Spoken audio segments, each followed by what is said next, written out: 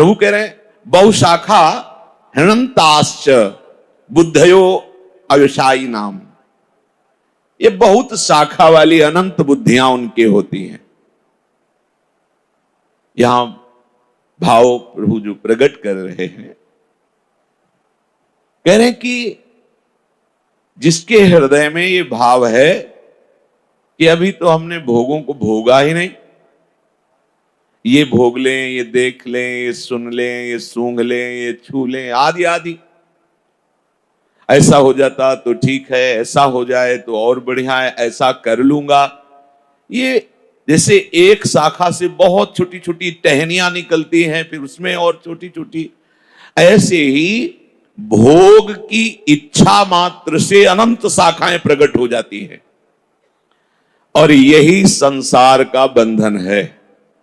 ऐसा पुरुष क्षमता को नहीं धारण कर सकता, क्योंकि समता को धारण करने वाली बुद्धि एक निश्चय वाली होती है।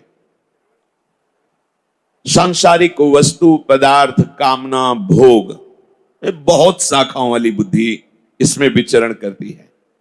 लेकिन प्रभु की प्राप्ति वाली एक बुद्धि होती है, सब तज हरिभज, खत्म। एक में काट दिया, पूरा संबंध काट दिया।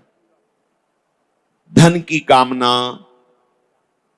भोग की कामना, मान बढ़ाई की कामना, बहुत कामनाओं की भीड़ है, बस एक जगह से काट दिया कि मुझे प्रभु चाहिए और कुछ नहीं। सब तज हरिभज, काट दिया। अब वो जड़ से कट गई तो उनकी बड़ी बड़ी शाखाएं, छोटी छोटी चहनियां, सब खत्म। इसलिए एक बुद्धि है। लेकिन भोगों वाली बुद्धि बहुत शाखाओं वाली, जैसे मिठाई पाई जाए। अब मिठाई में क्या पाया जाए? गुलाब जामुन, गुजिया, दूध पकौड़ी, ये बहुत शाखाएं। ये भोग किया जाए, बहुत शाखाएं। बहुशाखा हृणंताश्च बुद्धयो अव्यवसायी नाम। जिनकी भोग बुद्धि है उनकी बहुत शाखाओं वाली, बहुत शाखा। किस किस को काटे? भीड़ लगी हुई, कामना, वासना, तृष्णा, इच्छा, राग, द्वेष। जिसके भीतर मैं भोग करूंगा ये भाव है, वो संग्रह में और भोगों में आसक्त रहता है। और भोगों की अनंत शाखाएं हैं। विचार करके देखो, हमें लगता है अगर ये भोग मिल जाए तो शांति हो जाएगी। भगवान कह रहे हैं, जिन्होंने रचा है, कह रहे हैं अनंताश्च बुद्धयो अव्यवसायी नाम। अनंत शाखाएं उसकी है। जैसे अगर सुंदर पत्नी मिल जाती और उससे एक पुत्र हो जाता, फिर बाद में सोचते कि आगे धर्म करना है, भजन करना है क्या, पर पहले एक ऐसा हो जाए। अब वो पत्नी सुंदर कैसे मिले? अगर बढ़िया मकान होता, गाड़ी होती, अच्छे रुपया होते, तो पत्नी बढ़िया मिल सकती थी। चलो ये सब हो गया, पत्नी मिल। अब पुत्र, वो तुम्हारे बस की बात थोड़ी। तुमने पूर्व में सुकृत किए होंगे, संस्कार होगा तो ऐसा होगा। अब पुत्र नहीं हो रहा तो डॉक्टरों के पास चलते हैं, औषधियां लेते हैं, या बड़े बड़े मंत्रवेत्ता से अनुष्ठान कराते हैं, दान पुण्य करते हैं, या चलो भाई वो सिद्ध महात्मा है उनसे पुत्र प्राप्ति का आशीर्वाद ले लेते हैं। बहुत बहुत शाखाएं, एक एक विषय की बहुत बहुत शाखाएं। नहीं, धन तो जरूरी है ही है। धन नहीं होगा तो कुछ नहीं है। धन से ही धर्म होता है, धन से ही शरीर का पोषण होता है, और धन से ही कहीं ना कहीं ठाकुर सेवा भी होती है। धन तो जरूरी है ही है। अब धन कैसे आवे? नौकरी करें, व्यापार करें, और भी बहुत से उपाय करें, पर इनसे सही माने में धन नहीं आएगा। झूठ तो बोलना ही पड़ेगा व्यापार में। अगर झूठ नहीं बोलेंगे तो व्यापार कैसे चलेगा? थोड़ी बड़ी बेईमानी तो चलती है, फिर से थोड़ी से काम नहीं चलेगा। अब ऐसा कोई हाथ मारे जिसे लंबा धन आवे, एक बार अधर्म हो जाएगा, हो जाएगा, और थोड़ा सा दान पुण्य कर देंगे, वो पैसा पवित्र हो जाएगा। लोगों की जो अनंत शाखाओं की बुद्धि है, अज्ञान की, ये अज्ञान की बुद्धि है। अब किसी ने उनको बताया कि अगर इस आदमी को तुम मार दो तो 5 लाख रुपए मिलेंगे, व्यवस्था हम कर देते, तुम्हारा कुछ नहीं बिगड़ेगा। राजी हो गया। कितना अपराध पे अपराध भयंकर बनता चला जाता है।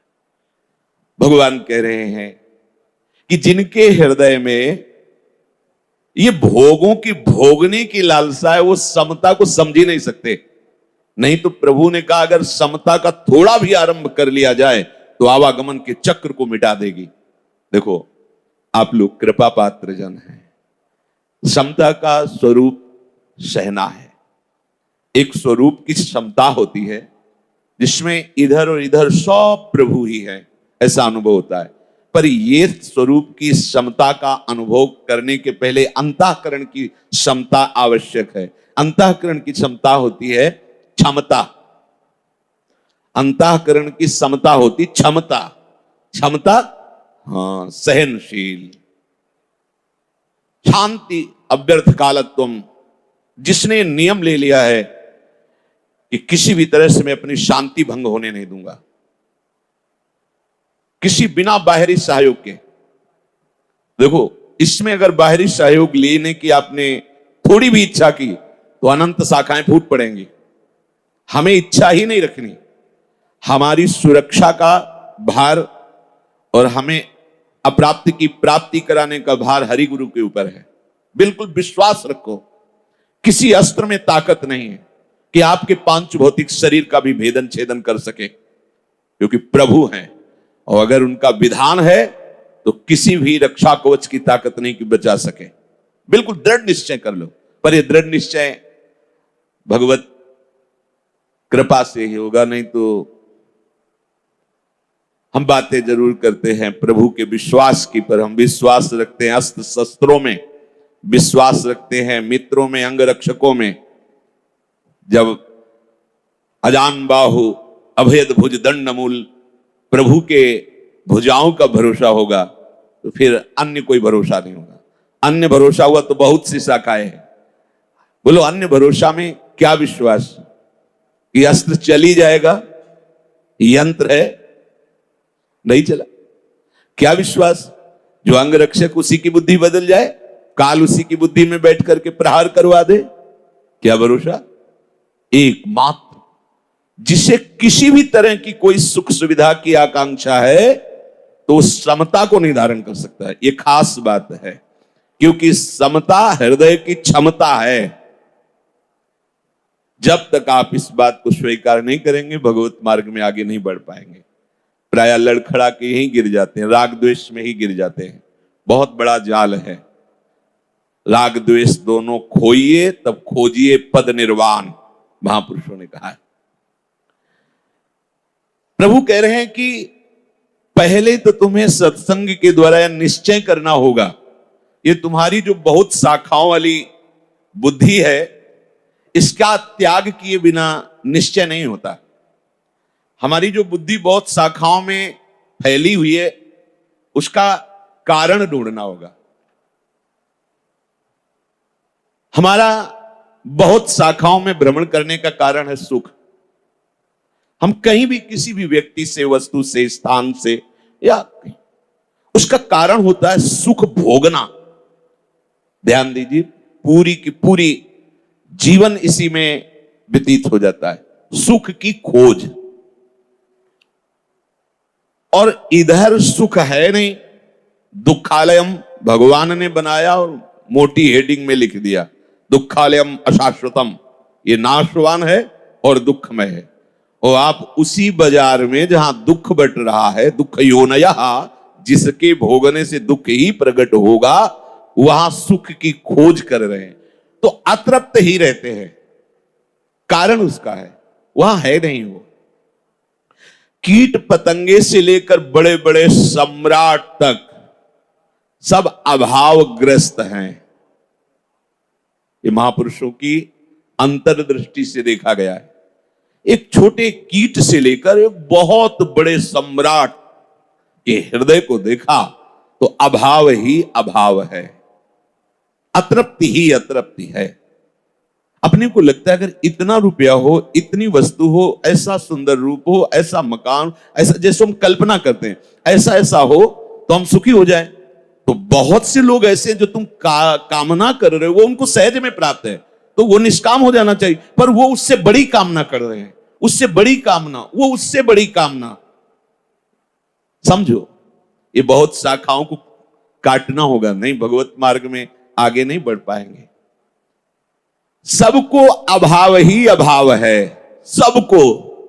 दुखालयम अशाश्वतम में जो सुख खोज रहे, सबको अभाव है। महापुरुषों ने देखा, कोई कितनी भी सांसारिक संपत्ति का या कितने ही उच्च पद का अधिकारी क्यों न हो जाए, वो अपनी स्थिति से कभी भी संतुष्ट नहीं हो सकता। सांसारिक संपत्ति और सांसारिक उन्नति आपके हृदय में अभाव ही पैदा करेगी। चाहे जितनी संपत्ति हो और चाहे जितना बड़ा पद हो, आपका हृदय में अभाव ही रहेगा। कोई न कोई वस्तु, कोई न कोई चाह, कोई। बड़े बड़े देवताओं तक की यही दशा है। जहां अतृप्ति है, अभाव की वेदना है, चित्त अशांत है, चित्त चंचल है, वहां सुख की संभावना भी नहीं है। अशांतस्य कुतः सुखम। बहुत चंचल चित्त है, ये करूं कि ये करूं, ये भोगूं कि ये भोगूं, ऐसा हो जाता वैसा हो जाता। अशांत चित्त है। और हमारा शास्त्र कहता है अशांतस्य कुतः सुखम। जो अशांत है वो सुखी कैसे हो सकता है? ये अतृप्ति बढ़ती ही रहेगी, तब तक नहीं मिट सकती जब तक ऐसी वस्तु प्राप्त हो जाए जिसके प्राप्त होने के बाद कुछ प्राप्त करना बाकी नहीं रहता, जिसको जान लेने के बाद कुछ जानना बाकी नहीं रहता। यही शांतस्य है, यही सुख है, यही परमानंद है। प्रभु को पा लेने के बाद कुछ पाना बाकी नहीं रहता, और प्रभु को जान लेने के बाद कुछ जानना बाकी नहीं रहता। आप देखो, एक दिन चिंतन हो रहा था कि एक अंगूठी एक सोने की लर में बंटवारे में इधर से उधर हो गई तो भाई भाई के जान घातक हो जाते हैं। और वैराग्य की भावना मात्र आने से सब आभूषण ऐसे तिनके की तरह उतार कर छोड़ दिए, मुंडन करा लिया, रज लगा ली।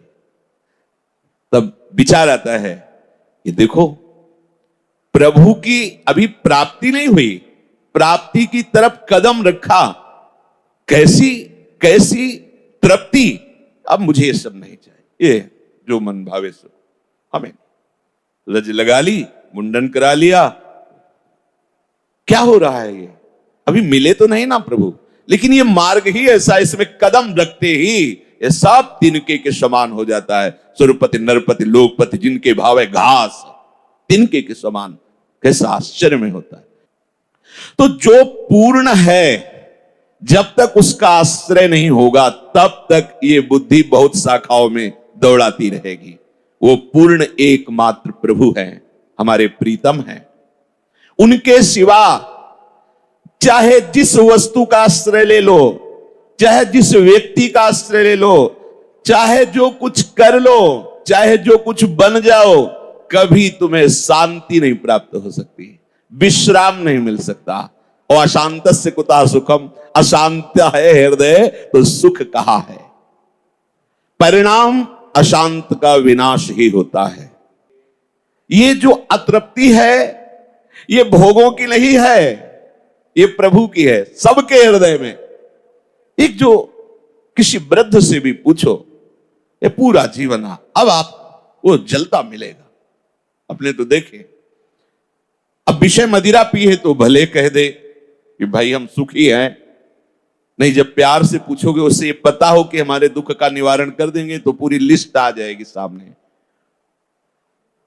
ये जो हमें लगता है कि हमारी अवस्था यौवन है, अभी ऐसी गलतियां होना स्वाभाविक है, आगे चलकर ये शांत हो जाएगी, ये स्वाभाविक शांत होने वाली नहीं। ये ऐसा कुछ नहीं कि अवस्थागत है, अवस्था बदली तो आप शांत हो जाए, नहीं नहीं। जब तक चिंतन नहीं बदलेगा तब तक शांति मिलने वाली नहीं।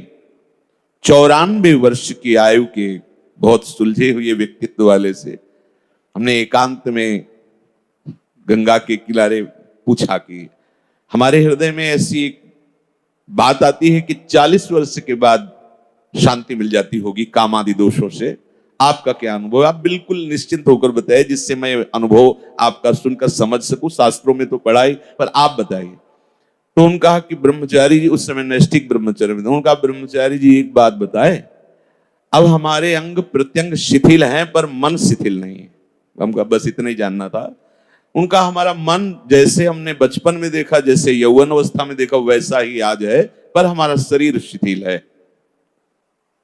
शास्त्रों के स्वाध्याय से, संतों के संग से और अनुभवों से ये पता चलता है कि जब तक आप प्रभु का आश्रय लेकर भजन नहीं करेंगे तब तक कुछ नहीं हो सकता। कुछ भी कर लो, बारी मथे घृत होए बरु सिकताते बरु तेल, बिनु हरि भजन न भौतरिया सिद्धांत अपेल। भले पानी मथने से घी निकल आवे असंभव, भले रेत बारू के पीसने पेरने से तेल निकल आवे, पर बिना भजन, मतलब ये असंभव संभव हो सकता है, पर बिना भजन के इस संसार समुद्र से आप पार नहीं हो सकते। देखो इन लोगन की लावनी, बूझत नाई हरिचरण कमल को। प्रभु के चरण कमल को ये समझ नहीं पा रहे, हरि चरणों का आश्रय नहीं ले रहे। स्वामी जी महाराज कह, देखो इन लोगन की लावन, मिथ्या जन्म गवावन, बूझत नाई हरिचरण कमल को, मिथ्या जन्म गवावन। हमारा एक एक श्वास, एक एक क्षण नष्ट हो रहा है, इनको समझ में नहीं आ रहा। ये सुख शांति चाहते हैं और सुख शांति के समुद्र प्रभु को अपना नहीं मानते, इनका आश्रय नहीं लेते।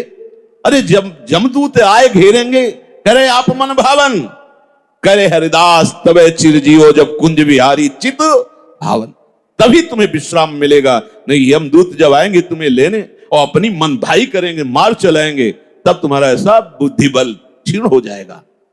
जब तक कुंज बिहारी चित्त में नहीं आ रहे तब तक शांति नहीं, चित्त की चंचलता नहीं मिटेगी, तब तक तृप्ति नहीं मिलेगी। ये बात समझना होगा, नहीं तो बुद्धि अनंत शाखाओं में दौड़ाती रहती है। भ्रमवश जीव जब तक भगवत प्राप्ति नहीं होती तब तक ऐसा ना मान ले कि मेरा भ्रम नष्ट हो गया है। जब वो कभी संत समागम से भगवत मार्ग में चलता भी है तो ऐसी ऐसी भोग सामग्री उसके सामने डाली जाती कि उसको लगता है कि आगे तो चलना ही है, थोड़ा विश्राम कर लेते हैं, अर्थात मनोरंजन कर लेते हैं, अर्थात भोग लेते हैं।